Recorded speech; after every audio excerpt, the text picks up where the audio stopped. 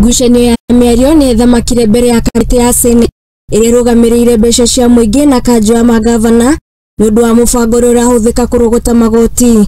Some of the counties having a system, whichever system, the vendors usually charge them an amount, and there are counties whereby they lose 25% of this revenue that is being collected, from 5% to 25%. So if we are able to do the integrated, the ICRMS, then it will be able to resolve all these issues, and then we are able to engage all the stakeholders that are involved, and then we'll be able to improve the revenue collection of the county government. Thank you.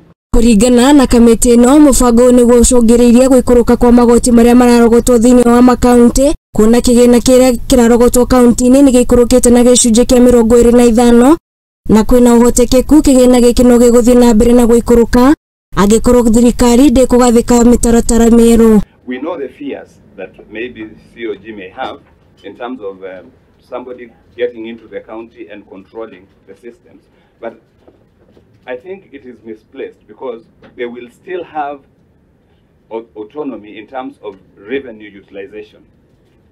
Money will be collected, but when it comes to appropriation, it is still the county that will appropriate every penny.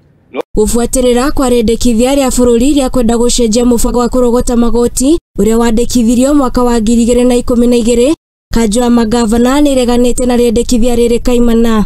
There is a lot that is, you've noted, that is out there that is not really being collected, or if it's collected, then Kũringana na seneta wa Mombasa Faki Mohamed, ũrĩa nĩ mũmemba wa kamĩtĩ ĩno, ugĩte atĩ kwaga ũnyitanĩri nĩkuo gũcũngĩrĩirie maũndũ maya mothe makorwo makĩhanĩka na kũrĩa gũkoretwo na ũnyihu wa kũrogotwo kwa magoti thĩinĩ wa makaunti.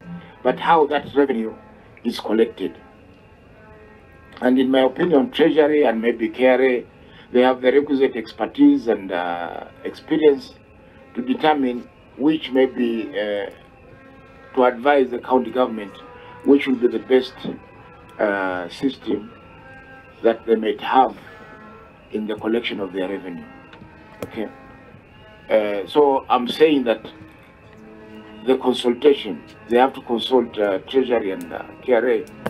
It should be mandated. Handũ-inĩ ha Mũthingi TV, ni ejitagwo Ng'endo wa Njogu.